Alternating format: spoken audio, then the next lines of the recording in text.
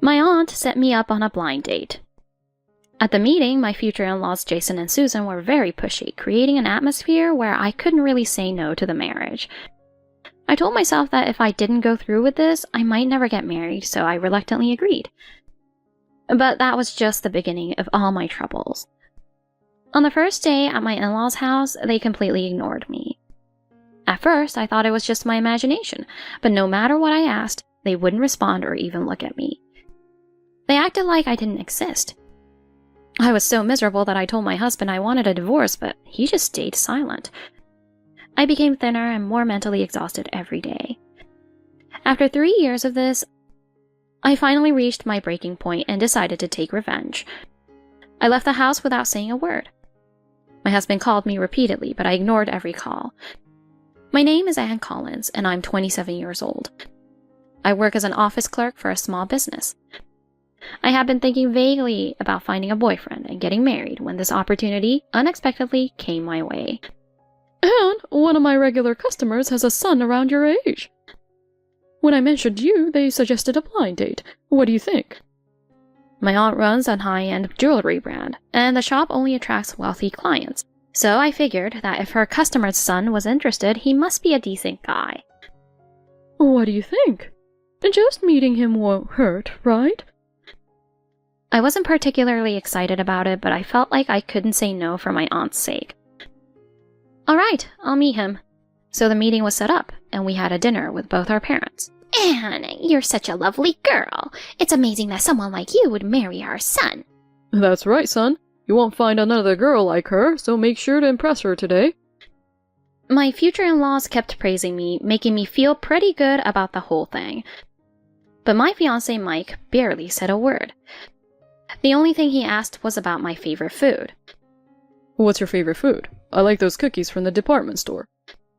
Oh, those are good. I think I like chocolate. That was the end of our conversation. He didn't try to keep the conversation going. Maybe he was just nervous. I tried to be understanding, and I found that side of him kind of endearing. Near the end of the meal, they asked me a question. So, Anne, what do you think of our son? Well, we haven't talked much yet, but he seems like a diligent person. Well, let's settle then. Let's go ahead with the wedding. That's a great idea.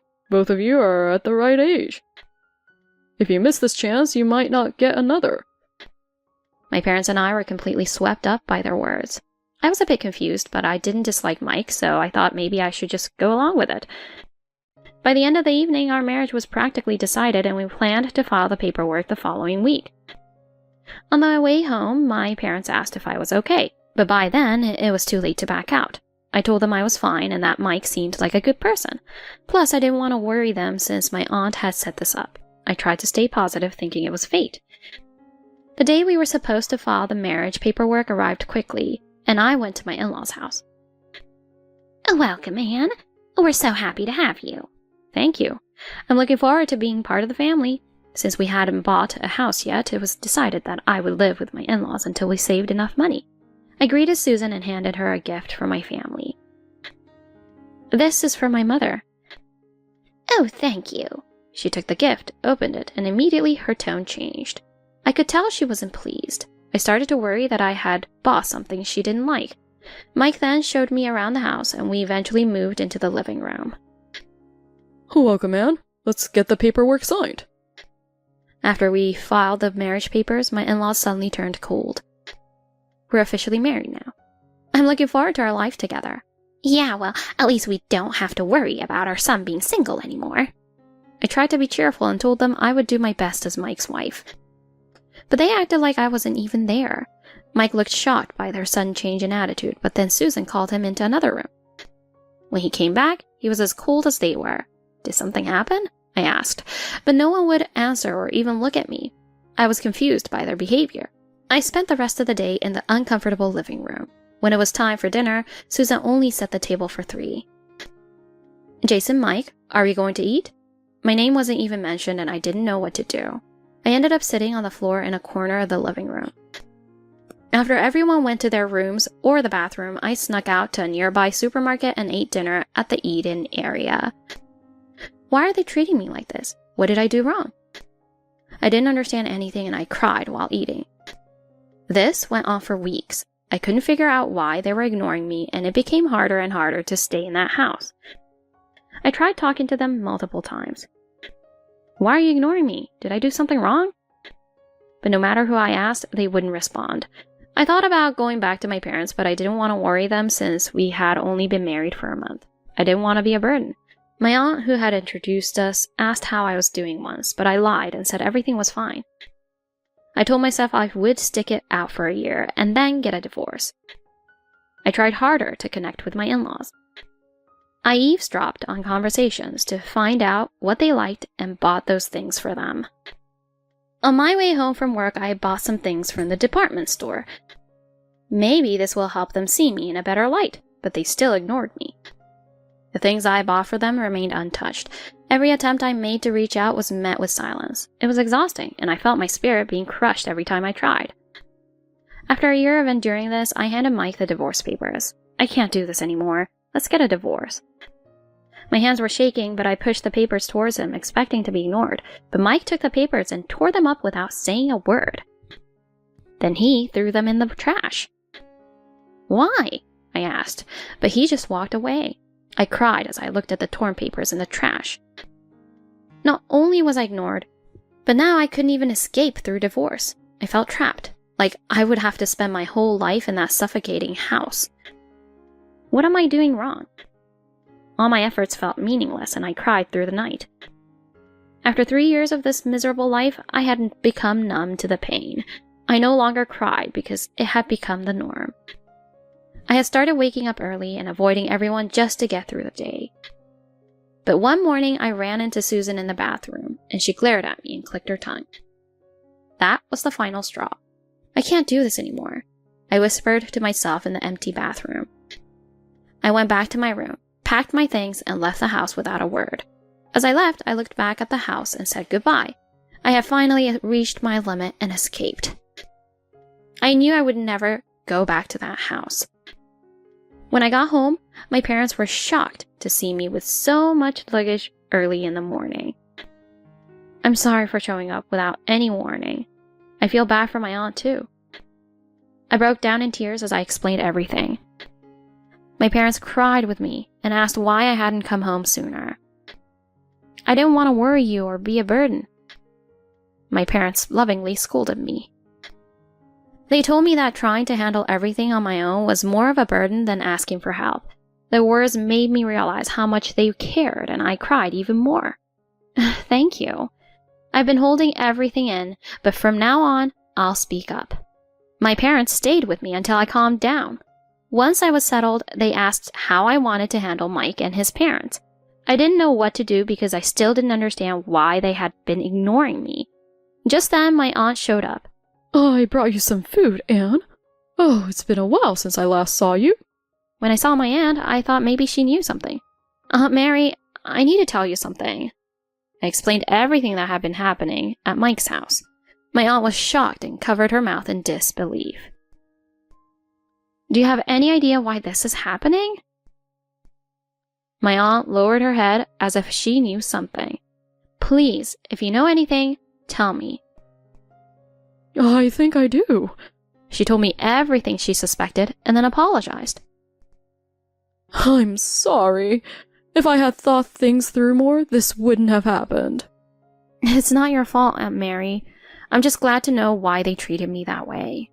I wanted to end the conversation there, but my aunt had another idea. We can't just leave it like this. I want to help you get back at them. What? My aunt laid out a plan to get revenge. I wanted to refuse because it would put her at risk, but she insisted. I can't stand by while you're hurting, Anne. Let me help you. Are you sure? With my aunt's help, I decided to get revenge on my in-laws. A few days after I left the house, Mike and his parents finally started to take action. They began calling me over and over again. Aunt Mary must have set the plan in motion. I knew they had fallen into our trap and felt a sense of satisfaction as I ignored their calls. The phone didn't stop ringing for hours. Eventually, the calls exceeded 100. How long are they going to keep this up? I got tired of hearing the phone ring, so I turned it off. Let's see what they do next. It didn't take long for them to show up at my parents' house. They rang the doorbell repeatedly. Wow, they're fast. I watched them through the intercom. They looked anxious. If you're here to apologize, it's too late. I nodded in agreement with my parents. Then we turned off the doorbell and watched them from the balcony. They stood outside even as it got dark. It was creepy, and I worried that the neighbors might get scared, so I reluctantly went outside. What do you want? As soon as they saw me, they rushed over, complaining about how I hadn't answered the phone. Why didn't you answer the phone?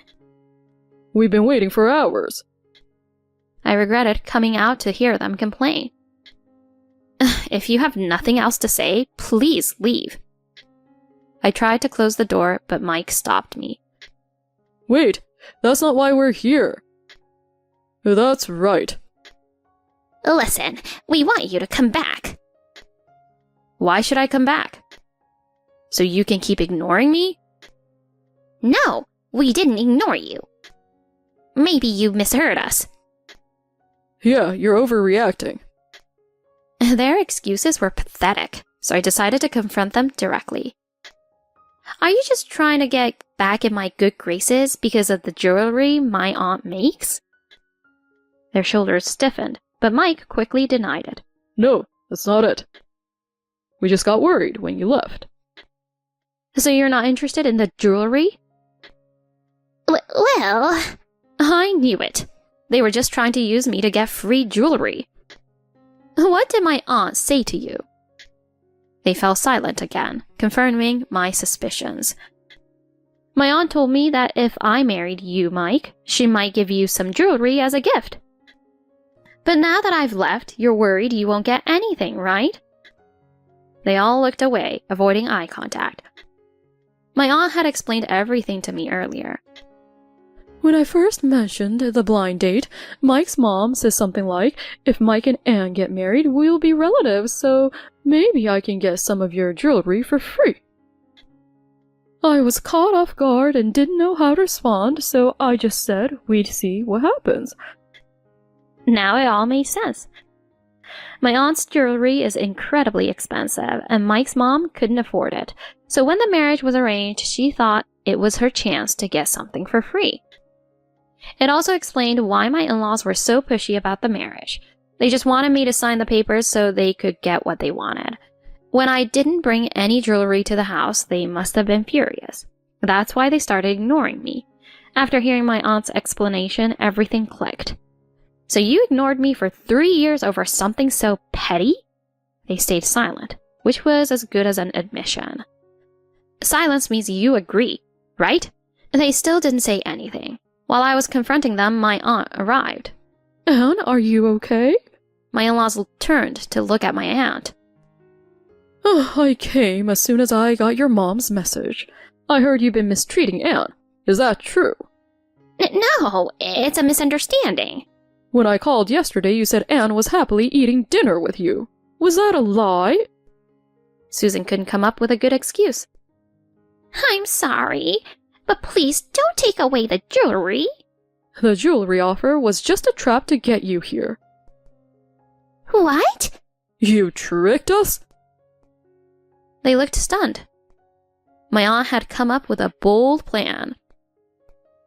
I'll tell them that if you and Mike made it to your 5th anniversary, I'll give you some jewelry. That will make them desperate to get Anne back. When they show up, I'll tell them off and make sure they leave you alone. My aunt's plan worked perfectly. I won't forgive you for hurting Anne. First, you need to apologize to her. Then you need to agree to a divorce and never come near Anne or my store again. But I love your jewelry. Please don't ban me from the store. My mom is really a big fan of your work. Please, don't ban her. If you ban us, it could hurt your business. Are you sure you want that? Yes, Anne's well-being is more important than my business. Hearing that my aunt valued me more than her store made me feel so loved. My in-laws realized they had no choice but to apologize. Anne, I'm so sorry. We were wrong to treat you that way. I'm sorry too. but while they were apologizing, I noticed they kept glancing at my aunt to see her reaction. It was clear that they were more concerned with getting back into her good graces than making things right with me. I can't forgive you. You care more about my aunt than about me. You have no idea how much I suffered. You made me cry every day, wondering what I had done wrong. And now, you think a simple apology will make it all better? My aunt nodded in agreement. Aunt's right. Stay away from us and my store. My aunt banned them from her store and made sure the divorce went through. After they left, I hugged my aunt and thanked her over and over. Thank you so much, Aunt Mary. I'm so grateful for everything you've done. Don't thank me. I'm the one who should apologize for setting up that awful marriage.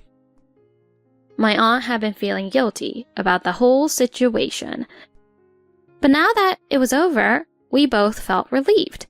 We decided to put the past behind us. A few days later, the divorce was finalized. I got back all the money I had spent on living expenses. When Mike's family sent the divorce papers, they also included a letter begging my aunt to lift the ban. I tore it up and threw it away. I couldn't believe I had been tricked into marrying them. I promised myself that if something like this ever happened again, I would stand up for myself. After our divorce, Mike's family kept trying to get into my aunt's store, even after being banned. They were such a nuisance that they were eventually arrested for trying to steal jewelry. The news spread quickly, and now they can't even show their faces in public. Their once close-knit family is falling apart, and I think it's their own fault. Now, I'm living a peaceful life, far away from all that chaos. Inspired by my aunt, I've started learning how to make jewelry. I'm still a beginner, but I believe that if I keep working hard, I'll succeed someday.